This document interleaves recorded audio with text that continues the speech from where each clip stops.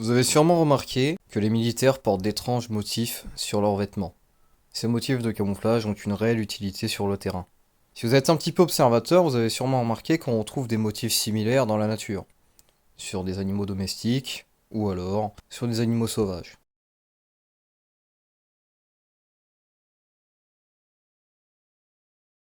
Dans la nature, le camouflage a toujours été utilisé. Se camoufler efficacement permet aux proies de mieux éviter leurs prédateurs. Et à l'inverse, se camoufler efficacement permet aux prédateurs de mieux chasser leurs proies.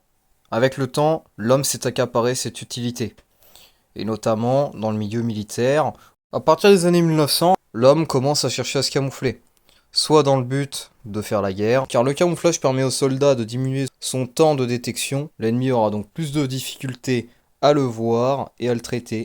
Mais on retrouve aussi un usage du camouflage courant, notamment dans le domaine de la photographie ou alors de la chasse. Aujourd'hui, je vais donc vous parler des différentes techniques et mécaniques qui permettent de maîtriser l'art du camouflage. Tout d'abord, il faut parler des camouflages 2D et des camouflages 3D. Dans la catégorie des camouflages 2D, nous allons retrouver les couleurs unies, les motifs bariolés, les bandes de camouflage, ainsi que les peintures.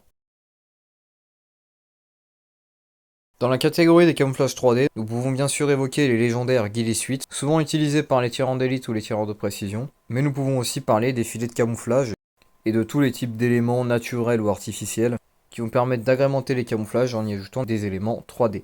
Je vous rappelle qu'il est possible de camoufler tout type d'entité, des véhicules, des hommes, un poste de tir ou un abri.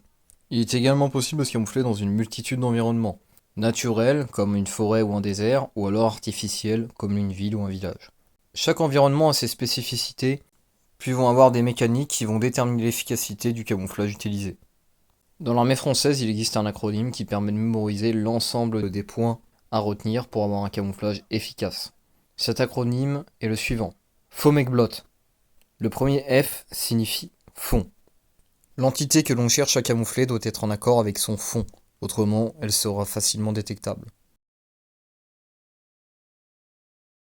Le deuxième F signifie forme. Si je vous montre ces quelques formes, vous les avez sûrement déjà identifiées sans le moindre mal. Il est donc très intéressant d'exagérer ou de réduire les formes naturelles de l'entité que l'on souhaite dissimuler. Un simple bariolage sur l'entité dissimulée va déjà permettre une fusion intéressante avec son environnement. Cette fusion devrait permettre de dénaturer la forme de l'entité. À présent, si on exagère les formes naturelles de notre entité, par exemple en y ajoutant du volume, nous allons rendre cette forme moins identifiable. Et maintenant, si on ajoute à cela un bariolage, nous amplifierons également l'efficacité de la dissimulation de notre entité. Parfois, un bariolage est dessiné sur de grandes toiles. Cela fera un excellent fond pour y ajouter des éléments de camouflage 3D qui dissimuleront mieux l'entité. Cependant, une grande pièce avec un motif trop répétitif sera plus repérable. Il faudra donc préférer utiliser des couleurs unies ou alors un motif beaucoup moins répétitif en fonction de l'élément. Un filet camouflage peut être très intéressant pour mieux camoufler l'entité en question. La silhouette humaine est très reconnaissable. Il est donc préférable de se mettre dans des positions non naturelles, comme dans une position assise ou alors allongée, en essayant le plus possible de se fondre dans le décor.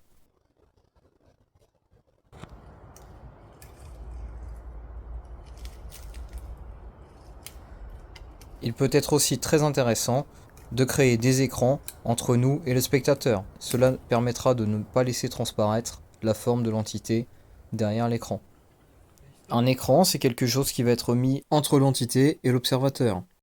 En fonction de votre placement, vous allez donc pouvoir énormément dénaturer l'entité que vous cherchez à dissimuler. Certains écrans, comme des kéfiers filets, sont assez fins pour vous permettre de voir à travers. Si vous vous servez de ce matériel pour faire écran, vous pourrez donc voir sans être vu. Cela peut être très pratique et très efficace si vous vous postez correctement. C'est notamment l'idéal pour réaliser un poste de tir ou un poste d'observation. De plus, vous pouvez également ajouter du camouflage naturel sur votre écran, ce qui vous permettra d'être encore mieux dissimulé. Des écrans naturels vous permettront de vous dissimuler sans attirer l'attention. Tandis que des écrans artificiels pourront améliorer vos capacités de dissimulation, mais vont risquer de plus attirer l'attention. Ombre. Il vous sera plus facile de vous cacher dans l'ombre qu'en pleine lumière.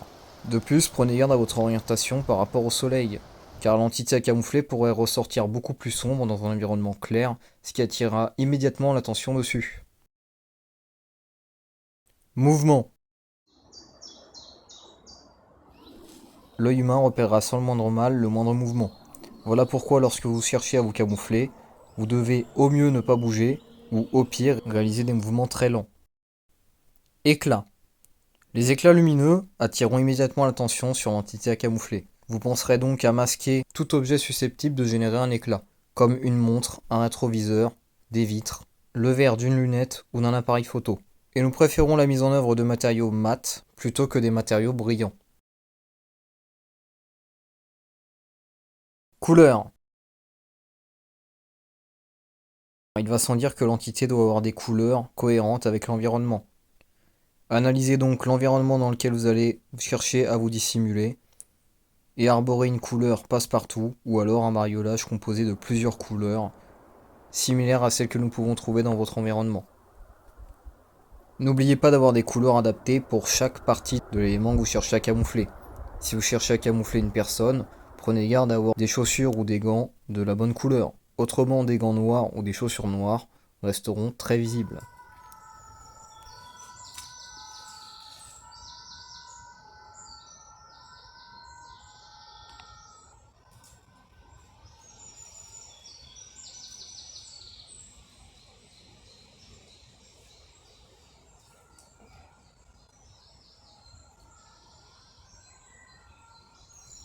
Pour les camouflages à courte distance, le moindre détail risquera d'attirer l'œil et donc de compromettre votre camouflage. Si vous avez l'habitude de porter des écussons ou des patchs, pensez à retirer ceux qui sont les plus voyants, ou alors à arborer des variantes plus discrètes. Pour camoufler votre visage, vous pouvez également vous servir d'un keffier-filet, d'un tour de cou, ou alors de peinture faciale. Si vous avez peu de moyens pour camoufler votre peau, vous pouvez très bien utiliser de la boue. La boue sera également très pratique pour recouvrir une paire de Rangers noire et brillante. Bruit. Bien évidemment, si vous cherchez à vous camoufler, vous cherchez à être discret. La création de bruit risquera donc de mettre en alerte votre environnement lorsque vous allez chercher à communiquer, parler à voix basse ou alors utiliser des signes. Prenez garde au bruit que vous risquez d'engendrer pendant votre progression. Prenez garde également au bruit que votre matériel pourra engendrer pendant vos déplacements.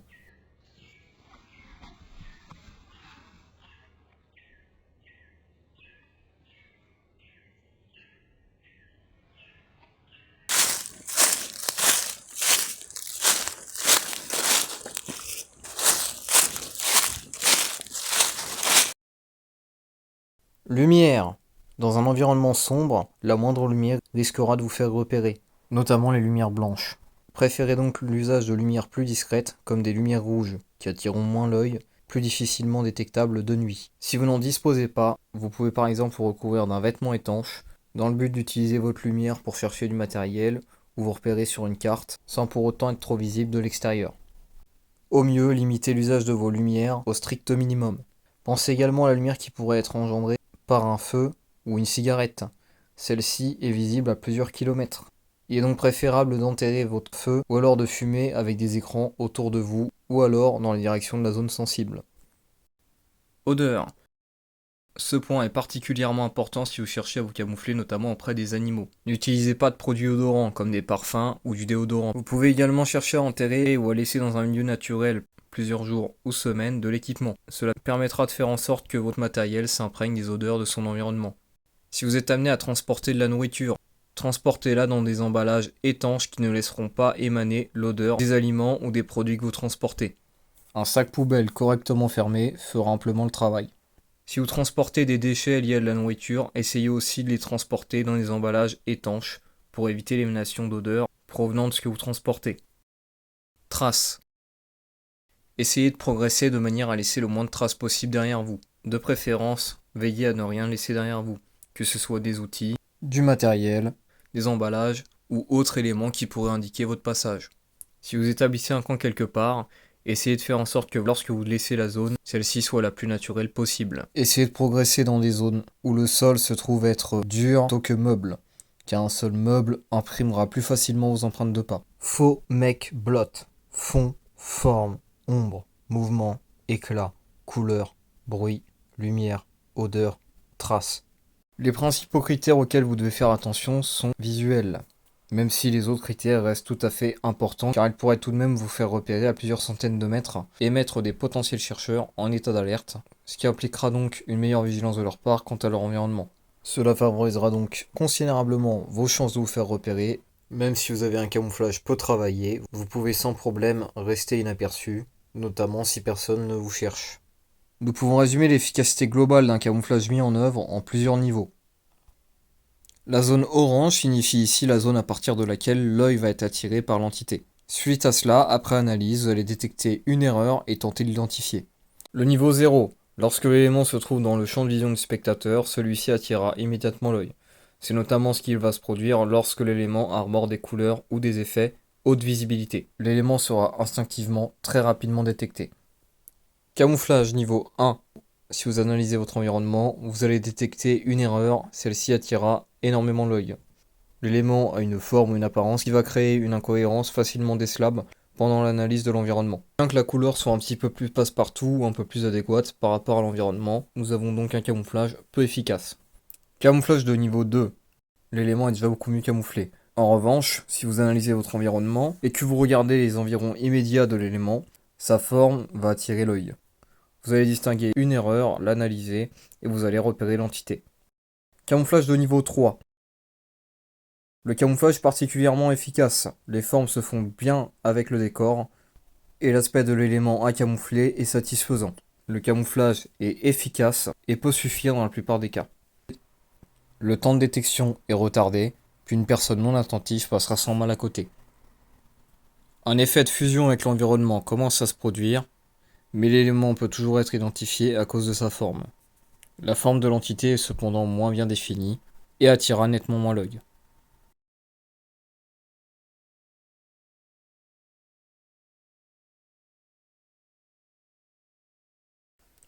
Camouflage de niveau 4. Le camouflage est complet et suite à une analyse de l'environnement, l'œil peut sans mal passer sur l'entité sans pour autant la détecter. Le camouflage est pleinement efficace et l'entité est correctement camouflée. Le temps de détection est considérablement augmenté. Cependant, le fait de concentrer son regard sur l'entité va permettre de détecter une erreur et risque de révéler l'élément. Il est possible que l'élément ne soit pas nettement identifié. Seul un œil correctement entraîné pourra détecter un élément sous camouflage de niveau 4, sans utiliser d'autres moyens de détection. L'efficacité d'un camouflage par rapport au spectateur va varier sous plusieurs conditions. On peut donc établir une fourchette de l'efficacité globale d'un élément camouflé dans une situation précise. Le niveau d'efficacité peut varier en fonction de la distance ou de l'orientation du spectateur par rapport à l'élément camouflé.